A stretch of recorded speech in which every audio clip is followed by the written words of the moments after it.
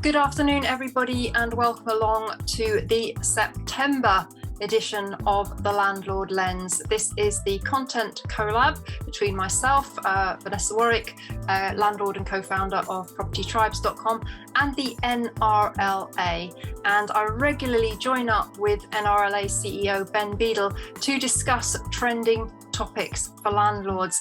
But we're back from our summer break. So first of all, Ben, it's lovely to see you again. And I think we've got a little bit of catching up to do. We've been away for 2 months and, well, so much has changed. I don't think we could imagine the level of change that would happen over the last couple of months.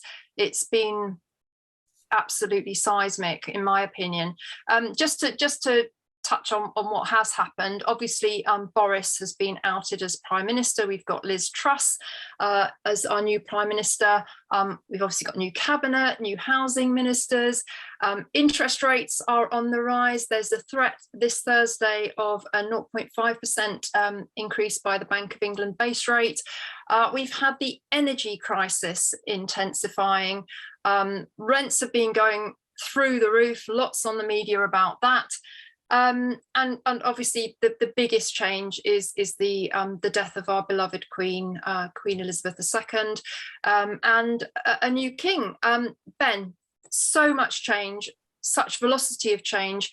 Is this a seismic shift that's going to affect every aspect of our lives, or is this just, same old, life goes on? Well, I don't think you would have predicted those sequence of events. If you'd done an accumulator bet, you might have got good odds on all of those things coming in. But no, I think it has been a seismic change. I think it's good news to see the back of Boris, quite frankly. It's good news, even better news, to see the back of Gove.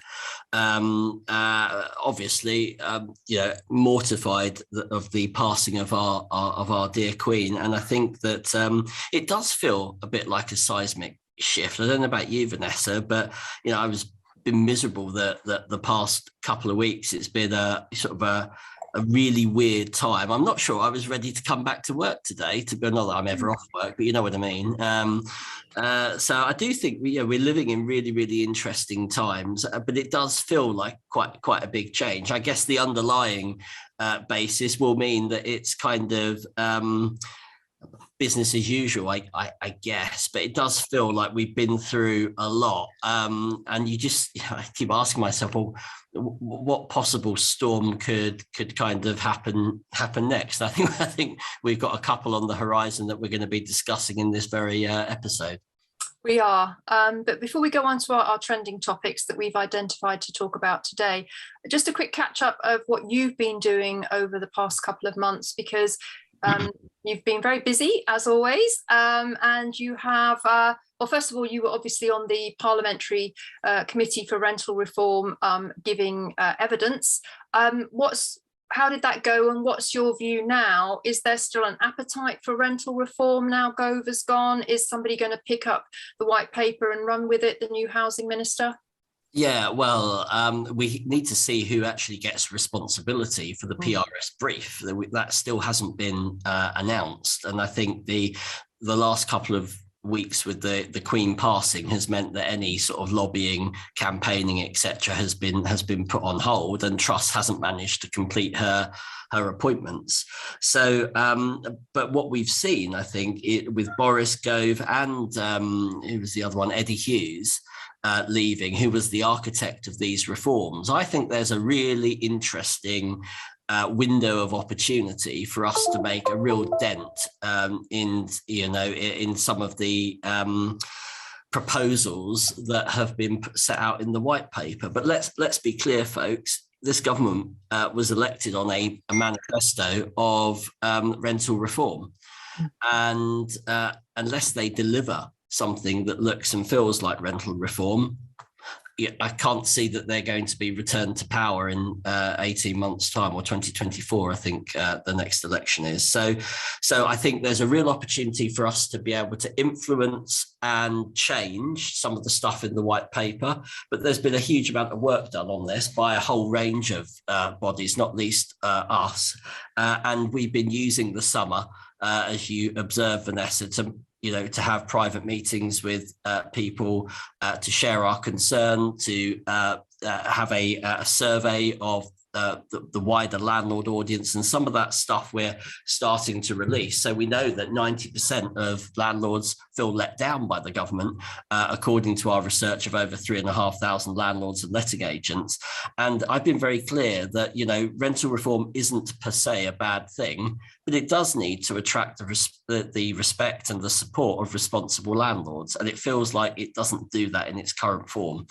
I was very pleased to give evidence at the Select Committee 3 weeks ago now, a strong panel with Gen Rent and Shelter and the British Property Federation. I felt that we managed to get our concerns and arguments across, and I think it would be really interesting to see how that committee reports and how they position that with government and the new Secretary of State and Minister, and what kind of happens next. But rest assured, we've got all of our letters in with the new ministers, lots of lobbying of new SPADs, so special advisors. We've got the Labour Party conference this weekend, which yours truly will be putting on a tin hat and trekking up to Liverpool. And then the next week, it's the Tory Party conference, where I'm slightly more at home. But as many people on here have observed, sometimes you do look at the colour of the Tories' money and they feel a little bit socialist. So lots in prospect, lots being done during the summer on behalf of landlords. Well done, Ben, at your evidence appearance at the committee, and just wanted to point out to our viewers that recording is available on the NRLA YouTube channel, so you can watch the whole hearing in full on the NRLA YouTube channel. And we've had very positive response from the landlord community to your appearance there, Ben. So well done for your efforts there. Thank you. It's also good to point out that you have had a very brief meeting with Prime Minister Truss, and read rumours. She was actually surprising in her stance about landlords. Yeah, she was. I went to a hustings event in Ruislip, my local constituency, the back garden of the local Conservative club, with about 300 very old people, well, it has to be said, plus me.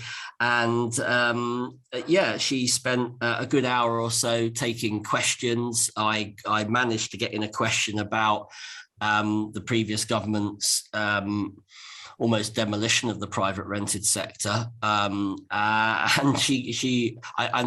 get that, she's at a hustings event, she'll say anything to anybody, but she didn't have to be quite as effusive as she was. And she told me, and I think it's been reported on Property 118 recently, she told me that she felt landlords had been given a hard time by the previous administration. The last 4 or 5 years has been very, very tough, is what she said to me. But in general terms, she was essentially saying that she wanted, if people have a property that's available, she didn't want to dissuade them from bringing it to the market and making it available for somebody to live in. She wanted to have an environment that was encouraging towards property owners, so that they would bring their properties to the market. Now, what does that mean? It can mean a whole range of different things. But to me, I think there's a prime opportunity here.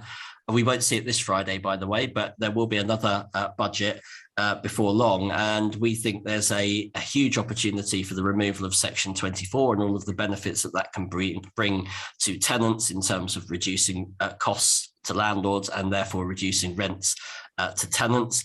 I'd like to see her tinker with the stamp duty, ideally get rid of the 3% surcharge, but at least get rid of it if you are if you're adding a property to the overall net supply of housing in this country. It's a regressive tax, and our research that we did in collaboration with Capital Economics shows that if you do get rid of stamp duty, actually you end up earning more. The Treasury ends up earning more because of all of the other taxations that are in place, and that's why landlords' contribution to the fiscal sector should not be overlooked. And a point that I like to make time and time again to, frankly, anybody that will listen.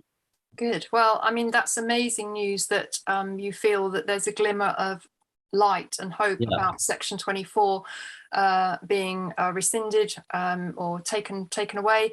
If that is the case, I think anybody watching this that is thinking of incorporating, you might want to keep your powder dry until we know for sure which way it's going to go. I was just going to add, Vanessa, that, you know, she's been very clear about being a low tax politician.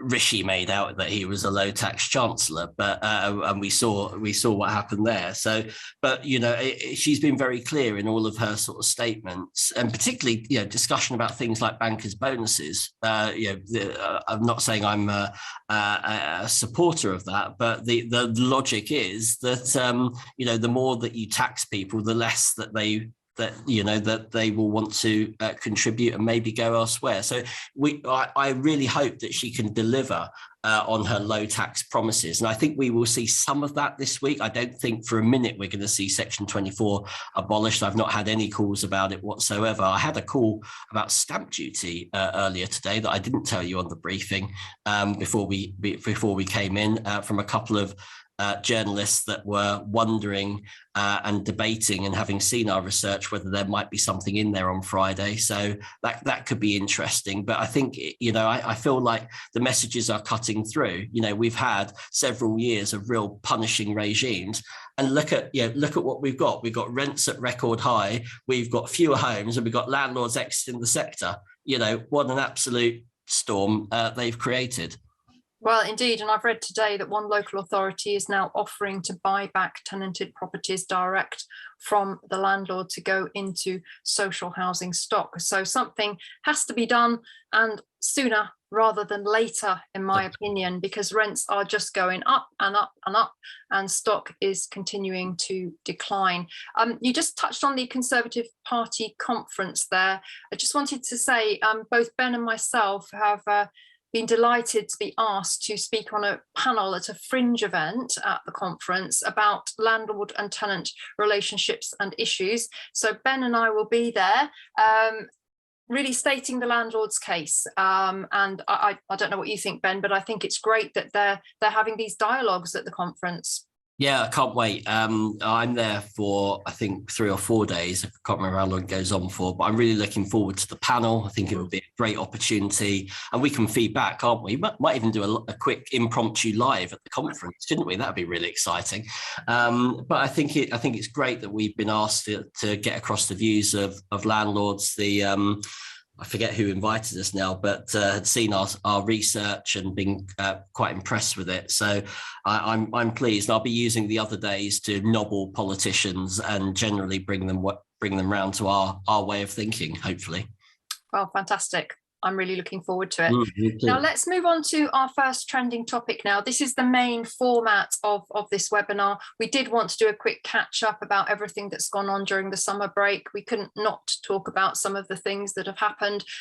So let's move on to the actual format. This is where we talk about the trending topics as identified by the Property Tribes algorithm. Just sees who's commenting the most, which threads are getting the most viewing, and it sorts them all into a silo and updates regularly. So I've looked at it today.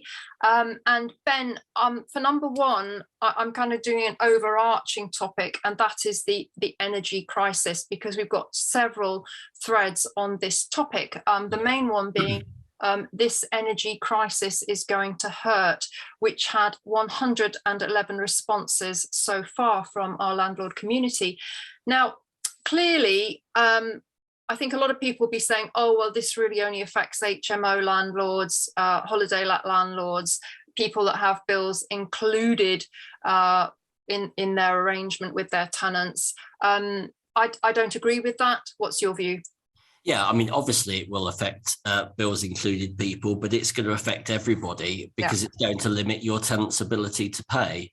What are you going to choose between heating your home and feeding your kids or paying your landlord? It's an invidious position to be in, but that's the stark reality. And I think what we know, and we've got research being conducted at the moment on this, but we know that landlords step up to the plate when the the doodah hits the fan, like COVID, we know that in 80% of cases where tenants asked for help, they got help of some description. And, we know that we have really high satisfaction in our sector. And that's because despite the nonsense and rhetoric that you will hear around the edges, actually we have really strong relationships. So yes, it's going to put those relationships under stress. I think around 12% of the housing stock is kind of bills included. And I think there'll be a lot of people, as those properties come to the market, that will be putting in fair use clauses if they choose to include their bills at all.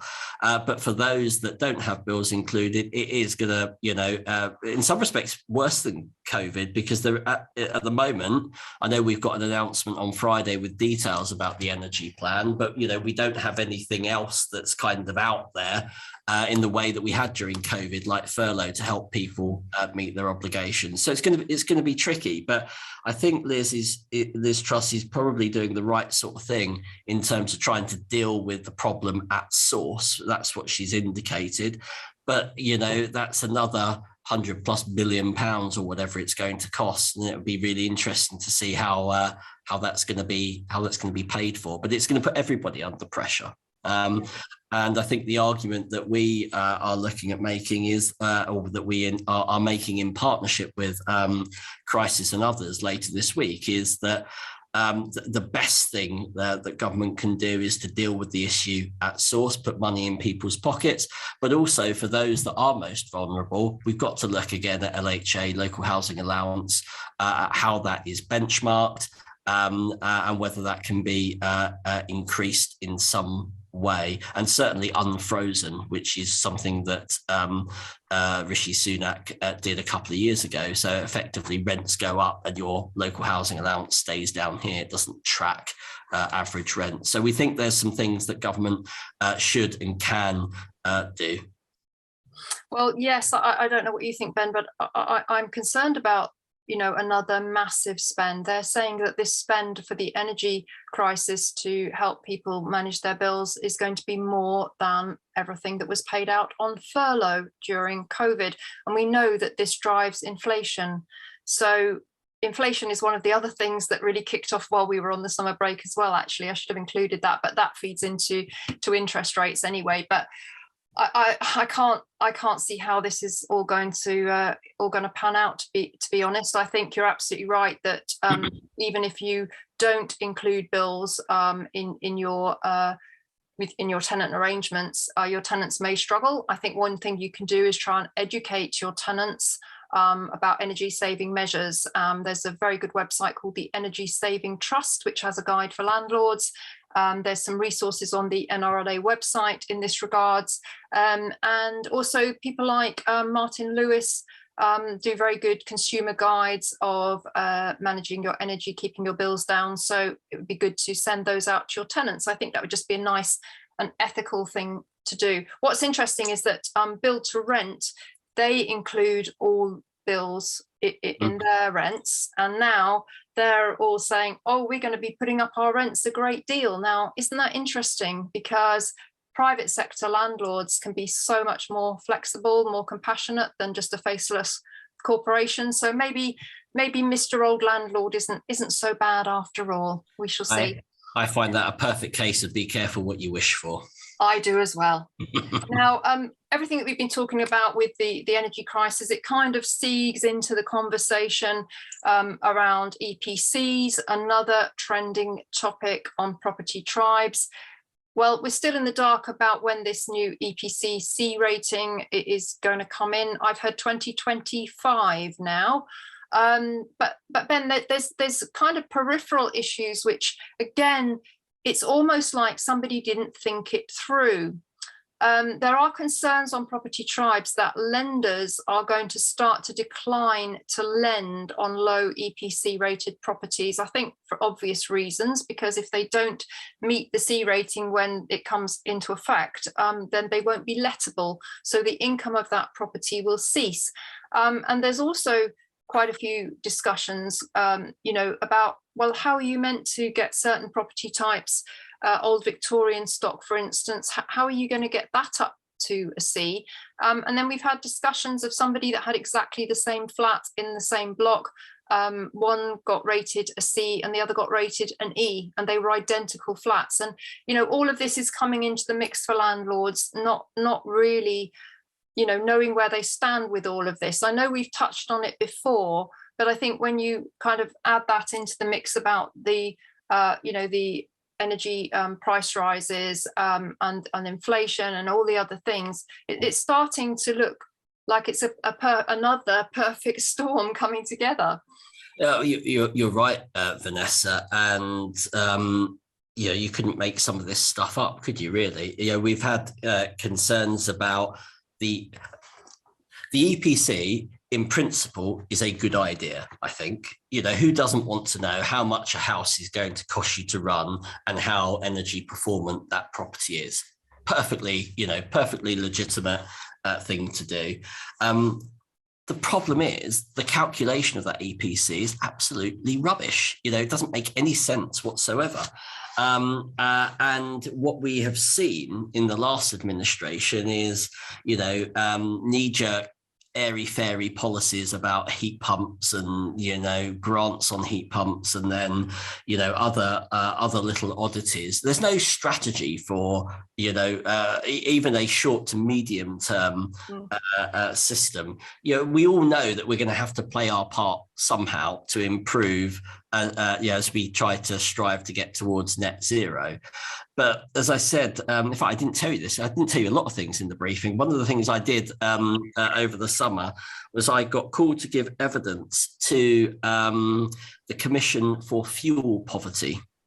Oh. And it is an arm of the of BEIS, the Rees-Moggs area now, which I think could be a good move, by the way, for us. But I'll come back to that in a moment. And they were looking at, you know, fuel poverty, the role the private rented sector can play, and all of those types of things. And it gave me a great platform to be able to, because I don't think we're blockers on this. You know, I don't think landlords are fundamentally against having energy efficient homes, because it makes them more, you know, it makes them better for their tenants. It should make them more saleable, etc., etc. The issue I have with it is 18 months ago, government lobbed a hand grenade and said, oh, well, you know, we want you to do C by 2025, 2028, and it's going to cost you 10 grand. And that spooked the bejesus out of a lot of people, quite frankly. And since then, we've had absolutely radio silence. We've had, you know, some harebrained ideas from Boris about, you know, things that stand alone might or might not help. But a fundamental overlooking of the private rented sector and trying to understand it. So a third of the PRS stock is age pre-1919.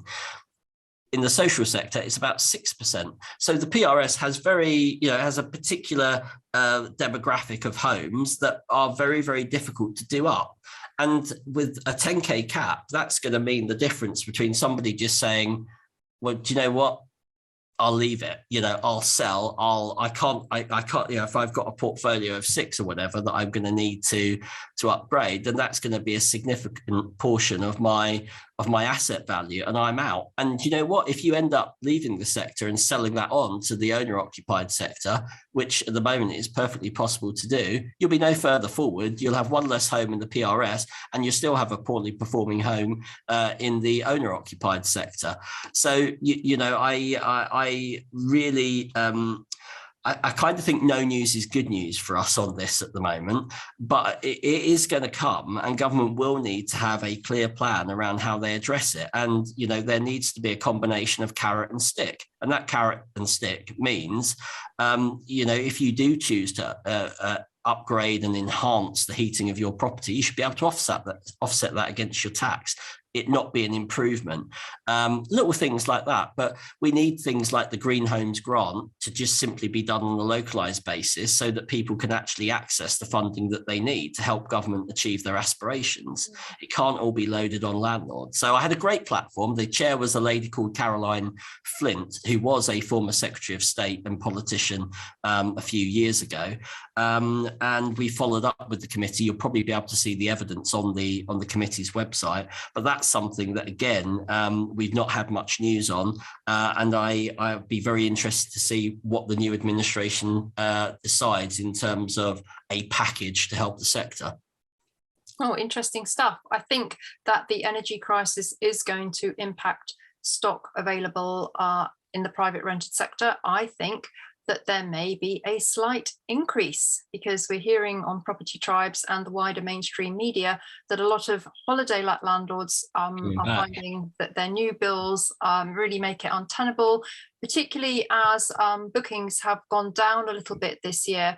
I didn't notice that myself. My bookings all came in very, very late, literally 2 weeks before for the main holiday season. But a lot of landlords have reported reduced bookings. And I've spoken to, this is just anecdotal evidence from what I've seen on Property Tribes and landlords I've spoken to. A lot of landlords are putting their holiday lets, they're turning them back into single occupancy buy-to-lets. So we may see a swing of the pendulum away from holiday lets because of this. Again, it's just very interesting times. I don't think anybody can call it, really. No, my own selfish view on this, Vanessa, is if those people could just wait until we've got Section 24 scrapped, that would be very, very helpful. Well, talking of that, we do have a mini budget planned. I think it's for this Friday, provided our new Chancellor remains in his slot, because he's in a Twitter storm, a social media storm today for being filmed laughing at the Queen's funeral, which I don't think is a good look at all myself. But yeah, we've had a thread about Liz Truss considering rising the tax threshold. We've had 98 responses to that thread, and this is interesting, Ben, because if she does raise the higher rate tax threshold, it could help some landlords who have just cracked into higher rate tax threshold through Section 24. So, if that does happen, I think it's good news. Yeah, I just had a Bill and Ben, the Flower Pot Men flashback there, Vanessa. Sorry. You're fine, my darling. Don't worry. Yeah, I think it will be interesting to see, and I think those movements of bans, will help those that are on the cusp. But my view is, I hate to sort of pour cold water on things, is I really think I won't say anything about that if that's what's announced. I think we will have a massive push on stamp duty and the underlying reasons why rents are where they are, which is housing supply and the underlying unfairness of Section 24 that's putting landlords under the cosh. I think it seems like a sensible thing to do, to tweak national insurance and the pay bans, but I'm not going to get too excited about it. I think the big prize for us anyway is to really make that argument about Section 24 and the role that has had in creating what's out there at the moment. A dearth of supply and rents at highest level for 16 years. Well, that takes us very nicely onto our next trending topic, because there was an article on Conservative Home, which I spied and I sent it immediately to Ben. But basically, it was one of the senior Tories, Natalie Elphicke, calling for a rent freeze and eviction ban. Now, her reasoning, I don't know where these people get this from, but anyway, on a positive note, it received so many landlord comments, hundreds, and they were all singing from the same hymn sheet, saying it wasn't the reasons that she was given, that landlords would be aggressively raising rents and creaming money off tenants, etc., etc. It was because of the things that we discuss regularly on this webinar. Now, Ben, you dived into that discussion on Conservative Home, but then you produced an open letter to Natalie Elphicke, which certainly at Property Tribes was very well received. Did she reply? Not yet. I'll just correct you on one thing, Vanessa. Oh, sorry, go on. If I may. She's not a senior Tory. Oh, okay. I wouldn't want to give her any enhanced opinions of herself. She has a minor role within the Tory party, and as I said on the post, I think she's got the wrong colour. She's in the wrong party if she's got views like this. And what I really want to see from the new administration is proper pro-Tory, your typical Conservative policies, not any of this nonsense around rent controls that have been tried and tested by other unfortunate nations, failed and burnt miserably to the ground. I cannot understand why she would want to put out some tat like this, but that's what she's done. And I think that it just shows, a shocking disregard, A, for the sector, but also, B, a lack of understanding of how these things actually work. And dare I say it, is her party that has contributed to all of this mess that we are in. And as I said on Newsnight, which I also did over the summer, if you want to increase supply, you don't come up with nonsense policies like this. And so I think it's been treated with the contempt that it deserves. I have asked for a meeting with her. I have met her on a couple of occasions, actually, before this letter was issued, and I will push for a meeting with her because I think it's important that we set her right. My letter addressed some of the reasons why rent control and an eviction ban wouldn't work, but just.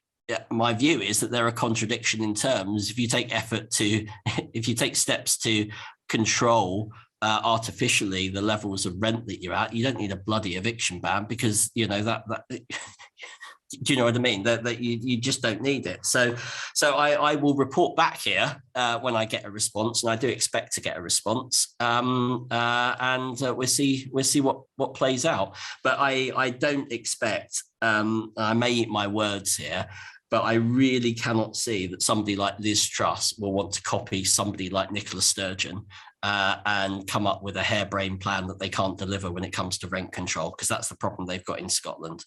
Well, that was my next point, actually, that during our break, it was announced that there was going to be rent controls in Scotland. You have collaborated with your friends and colleagues at the Scottish Landlord Association on that topic, and you've been very active in the media, both of you, and the CEO of SAL, to really respond to that. But Scottish landlords totally up in arms about it. Oh yeah, but Scottish landlords have had it. We bleat about it this side of the board. The Scottish landlords have had it bad for a long time, right? You can't have politics on an ideology, and I'm afraid rent control is just your classic ideology that also doesn't work. And what I know from my good friend John, John Blackwood, the chief exec of SAL, who I had a very nice cocktail with last week, he told me that they don't know how to deliver on this. So one of the things I've been asking him is, whether they intend to take any legal action against the Scottish government. I'd be very interested in supporting them on that, but they can't until they understand how it's going to work, and the civil servants do not know how it's going to work. And bear in mind, it's been brought in under emergency legislation. This was must have been a good couple of weeks ago now that it was announced. It must have been around the time that Truss was appointed or confirmed. And I'm told that they won't have an understanding of how it's going to be made to work until the middle of October. Doesn't sound like an emergency to me. It sounds like somebody wasn't getting enough press attention, and that's why she announced it. Interesting stuff. I'm just going to jump to the questions because we're slightly ahead of time. Alex is asking, do you think rental reform withdrawal of Section 21 is being effectively driven by local authorities who want it harder for landlords to evict? Because I can see Alex's reasoning behind that, because they don't have anywhere to place these tenants that are being evicted. So where's the drive for Section 21 being removed? Where's it coming from? So I think the drive is, certainly, I think local authorities have a view on this. I don't think, Alex, this is the primary driver. I think and certainly we've been told and heard, is that in a small minority of cases, Section 21 is kind of held over a tenant's head, not indefinitely, but as a threat if things don't happen. I find that personally difficult to understand, because I wouldn't treat my tenant in that particular way. But I understand that we're a broad church and maybe not everybody does everything the way that we would like them to. So it's really about the power imbalance, or the perceived power imbalance, when you have Section 21 there, which is why I'm very keen to make sure that we have a replacement that makes it as fair and appropriate for landlords with a legitimate reason to get quicker possession when it comes to arrears, antisocial behaviour, moving back in, selling the property. But to give you an idea, and I don't know if listeners did heard at the select committee, but Generation Rent wants a 2-year moratorium period on no fault eviction. So if the landlord wishes to sell or move back in, that is to say, for the first 2 years of the tenancy, you're not allowed to get possession of your property until 2 years has passed, and then it would be subject to a 6-month notice period. Comments like that make me appear very reasonable. So I think silence is the best answer to that policy. But we need you to kick ass, Ben. but that's the backdrop of what we're up against. And then you've got Shelter, who don't think any mandatory ground should exist at all. But we've got 9 of them. So yeah.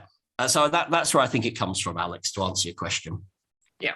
Anonymous attendee has said that BM Solutions is now saying that you get a better deal if your property is EPC C rated or above. Yes, we are seeing a lot of new green mortgage products coming out, as they're called.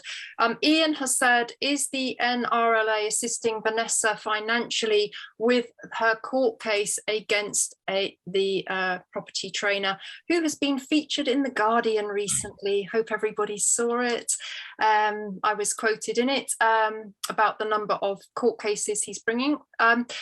Ben, I'm going to answer that if you don't mind. I'm going to say that I've had a huge amount of support from Ben personally, from the NRLA on many different levels, and many other heavy hitters in the industry, including Maxine Fothergill, the immediate past president of ARLA, and our friend Paul Champlina and Kate Faulkner, and lots of other people. So thank you for your interest, Ian, and the answer is yes. And I'm very appreciative to everybody that has supported me, because this is a landmark case, I think, and more to come. Sue's saying, thank you very much for your webinars. They're very professional and on point, and we talk about very relevant topics and make them interesting. Well, that's great, because sometimes it can be a bit dry talking about these things. We're not telling you that you're going to be a millionaire in a year with no money when you're living in your parents' house on benefits. So it's not quite as exciting as that, but we try and make it interesting, don't we, Ben? We have a go. If we can't laugh at where we're at and laugh at ourselves, then we might as well pack up and go home. So all with a good bit of humour, I hope. Yes, we do. We have fun. So I'm just having a quick. Well, we'll leave some more for the end. We'll move on now. So yes. Well, we had a kind of standby topic if we were on time. This is one that's had 103 replies. And it posed the question, are you living off your property income?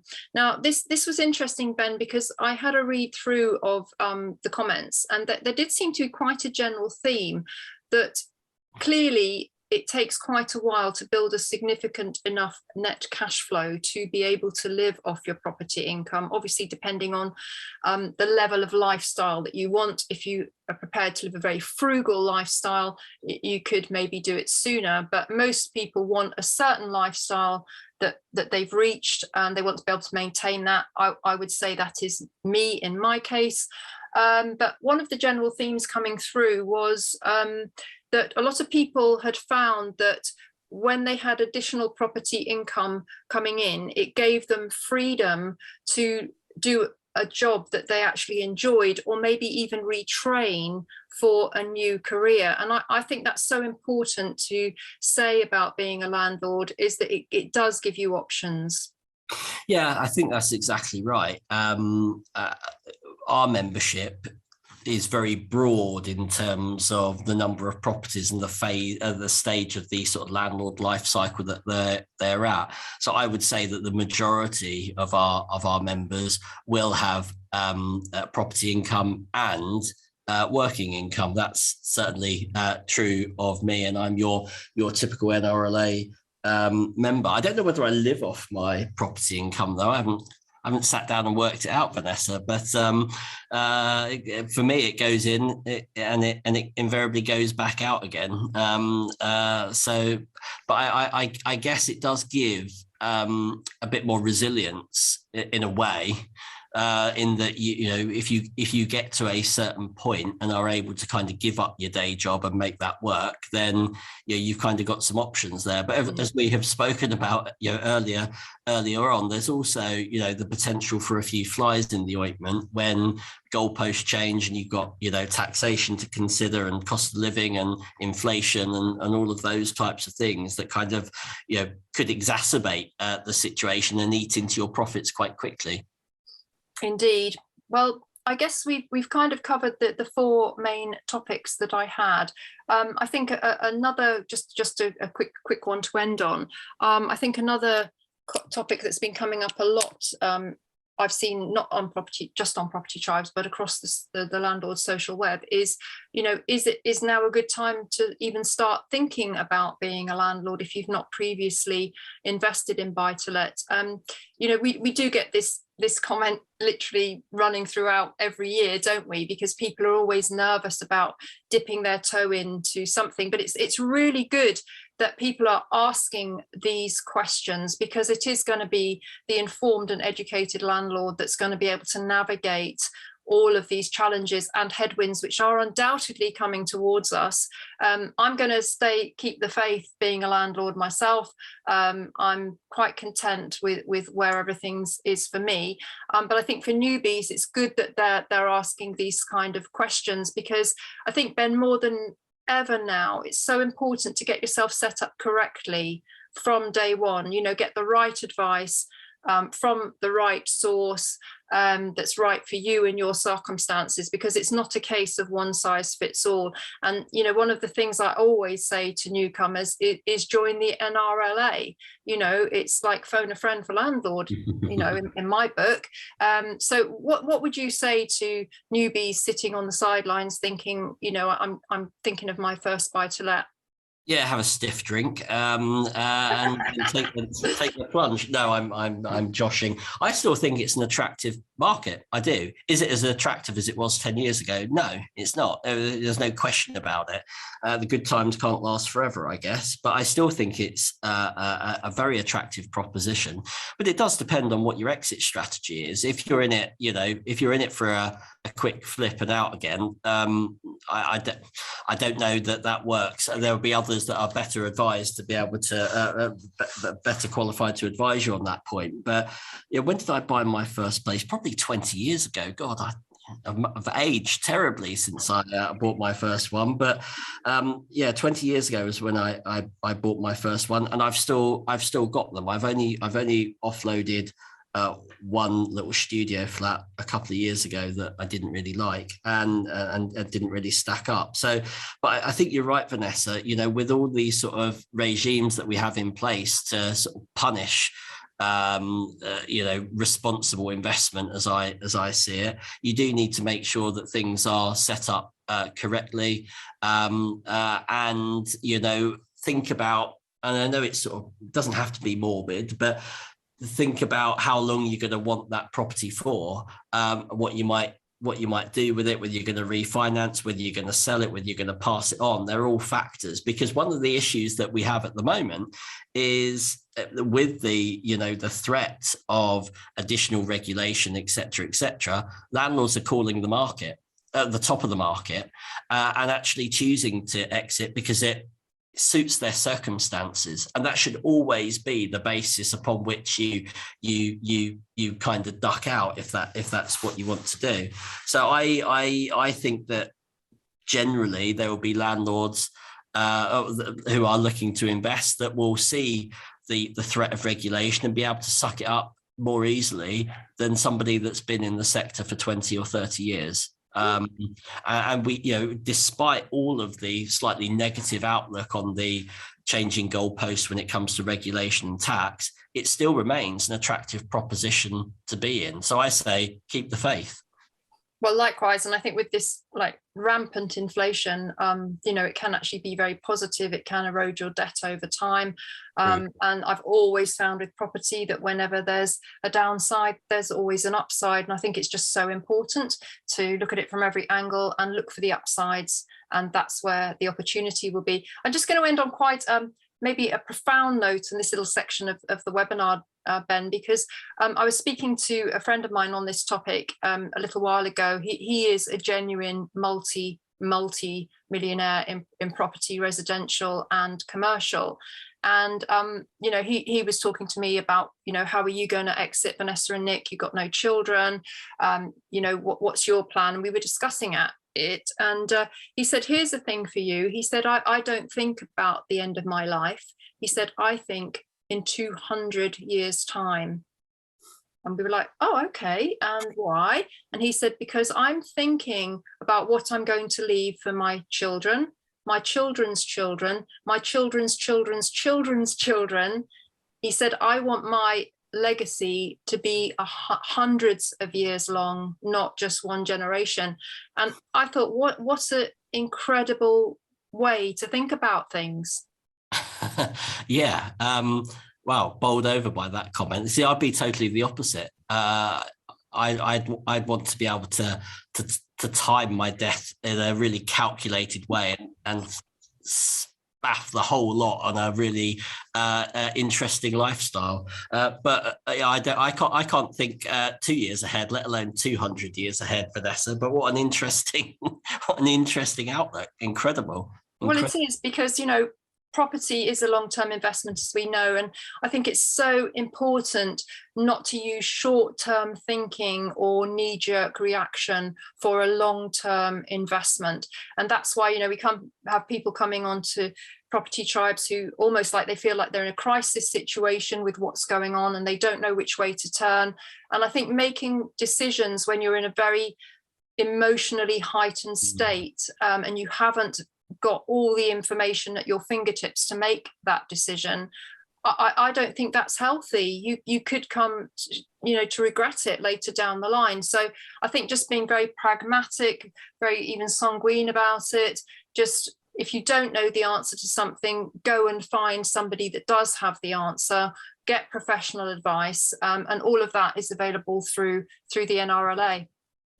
Indeed, no, lots of options for people who, like me, are maybe not as well planned as they should be with their exit strategy. But Vanessa, there's a couple of really interesting questions. I wonder whether I can pick them out.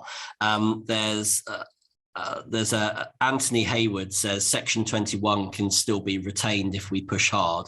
Why are we accepting the Section 21 removal? And I want to kind of deal with that. Anthony, if I really thought that there was the opportunity, without looking silly, we'd take it, I think.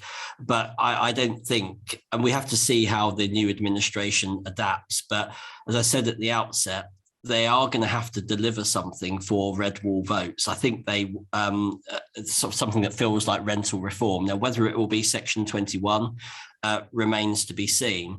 But I'm really adopting the approach that we can get a better deal by articulating the alternative that responsible landlords can work with, rather than we in the wind, because I do think it would be weeing in the wind, to be honest with you. I accept that it's a strategy. It's not yet our strategy. A question from Lucy, who's sat through the committee video. Bravo, Lucy, because it was a long old session. It seems to me that councils want all and for free. Licensing and the portal is as well all paid for by landlords, no costs passed to the tenant. I do share that sympathy, actually. I do think what we saw in the second half of the of the select committee was quite an interesting and eye-opening view of the world from local authorities. And my view on this is that with some of the planned measures like the property portal that is there to help enforcement, then it should follow that there is a scrapping of selective licensing, because you don't need both. And frankly, if the portal isn't doing the very basic work that selective licensing does in terms of compliance, which is EICR, PAT test, gas certificate, floor plan, and the fit and proper person test, it probably isn't worth having. So we'll be making the argument very, very strongly there. One question, and do shut me up, Vanessa, if I'm going on, just above Lucy, and I can't click it now, but one on rental reform: is there an opportunity for student HMOs registered with councils to continue having fixed ASTs? This, I can't see who wrote it, but this is a big issue and top of my campaigning list, because I think there might be an opportunity, whoever wrote that. But my first stance is we want parity with PBSA. Why have you segregated PBSA out for no apparent reason? Well, the apparent reason is they're probably all their mates, I guess. But putting that reason aside, there's no justification for having the first year of your tenancy, of your student life, in PBSA working a particular way and then coming out into the PRS, because as I said at the select committee, without the fixed term, those homes just simply won't be available to people. So we're starting plan A, which is we want parity with PBSA. Plan B is that we might have to invest for our members a way around. Watch this space. That was from Julia Beardshaw, who asked that question. Thank you, Julia. Very, very quick one. Sorry, we were going to bring in Maria, but I think we've kind of managed it ourselves, haven't we, Ben? Sorry, yes. There was one more which I thought was interesting. Will a two-tier investment market develop? We've got good quality homes that hit targets, particularly with the EPC and the rest, and then the homes that don't meet these new targets. That's come from Bill Miller. That caught my eye, Bill, because I've already been writing articles on Property Tribes about how I think it's quality the way forwards, not quantity, because I do believe we are going into a recession, and I do believe and have my own experience, having been a landlord since 1992, that quality properties tend to fare better in a downturn and tend to recover more quickly than poor quality properties. So I think that's feeding into that whole trend of, good quality properties. We already know that energy efficiency is shooting to the top of the wish list for tenants. They're actually taking notice now of EPC ratings, how much it costs to run, and so on. So it seems, I think, yes, we may see, and it may be, I don't know what you think, Ben, that the rogue or the criminal landlords, as they should be correctly called, maybe they will have a sort of black market of lower rents on low EPC properties. I don't know how it's going to be enforced. I think it will be very interesting to see what role the Decent Home Standard has to play in kind of enforcing the energy rating. So obviously at the moment, F and G, you can't let them. If that bar gets raised, then I think there's a big role for the Decent Home Standard and the property portal to kind of communicate that to tenants. But I'm afraid until you sort the wider supply issues, it's only going to exacerbate the problems of people having to choose inferior homes. And the point I made at the beginning of this, Vanessa, was that the private rented sector, 80% already meet the Decent Home Standard, 87% of the social sector meet the standard. There isn't a lot between us. And what we are going to be pushing for on the Decent Home Standard, yes, there'll be a link to energy there, but we don't want any more regulation when it comes to decent homes. We want it to bring together what's already out there, the 168 pieces that already exist to keep tenants safe. And we want the Decent Home Standard to give a sort of property passport, property, there's another expression that escapes me. Logbook. Yeah, that Kate Faulkner has come up with. So it shows to the punter exactly what they're getting, and they can see all of that information up front before they've even had the viewing. And energy will form a part of that. And I think that is one way it could be enforced. Good stuff. Okay, well, we're just closing this out now. We try not to go up to the hour, keep it a little bit shorter, but we just wanted to say that the NRLA are very active across social media. Please do join them on Twitter at NRLA Association. Please do join them on Facebook. They have a Facebook kind of news feed group, and also obviously on YouTube, where this video will be posted in the next 24 hours as a recording. So if you wanted to follow up on anything and review it again, then you will have the opportunity to watch it on the NRLA YouTube channel. Ben, we also just wanted to finish by giving a little plug to a very, very important event that's coming up in November. Oh, yes, I almost forgot it was that important. Apologies. Yes, our fabulous conference, 15th of November, Coventry. I think we've got over 200 people signed up to attend. It'd be great to see you there. We've got capacity for around 400. We did have the minister. The minister sadly lost his job. I'm convinced we're going to get the new minister, and I think it would be really well timed actually for them to articulate to a landlord audience what the future holds and what it looks like and what this administration has in store. So 15th of November, Coventry Arena. There's a link that you guys can follow. If you're a member, I think you get £100 off the ticket price. So do have a look and join us if you can.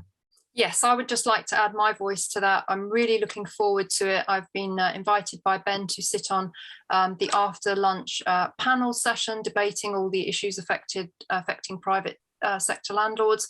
My fellow panelists are Maxine Fothergill, the immediate past president of ALA, property commentator Kate Faulkner, and our friend and founder of Landlord Action, Paul Champlina. So I think that's going to be a really good panel. I'm so looking forward to it, Ben. And you know what, to me, and it takes us full circle to talking about where we started with the death of our dear Queen. I found it quite discombobulating. I found it's hard to get back into life again, but because of the past 10 days. And I think one of the ways that you can do that is to start to ground yourself in things that are going to help you move forward. And I think just to make that booking and know that you're coming in November to meet with all your fellow landlords and the NRLA and all their keynote speakers, I think it's a really positive thing to look forward to and take you through into 2023 armed with all the information that you need to know. Yeah, I mean, we've got some fabulous speakers as well on a whole range of subjects, and it's we've actually got letting agents signing up as well. So if there's agents that are listening, it's one for your list as well. But no, it's nice to have something to look forward to, and I've wanted to do this for quite a while. I think it's something that can put the NRLA and landlords on a bit of a platform, and we can get senior ministers there and recognise that landlords are a force for good, and look at what we can do. As a together association, I'm really looking forward to it, and look forward to seeing as many of you there as possible. Absolutely. And, everything about the Queen's funeral was also very much focused on the importance of community. And we are a community of landlords, and together we are stronger. So that's another reason why it's going to be so great. I'm so looking forward to it, to be in Coventry in November. I'll look forward to meeting some of you there. If you need the link, you can just tweet the NRLA or go and look on the website. You'll be able to find it. So Ben, lovely to catch up with you after our summer hiatus. Yes. It's good to be back, and we'll be back again soon with another edition of the Landlord Lens. But for now, Ben and myself are saying thank you very much for joining us, and we'll see you next time, or indeed at the conference in November. See you soon.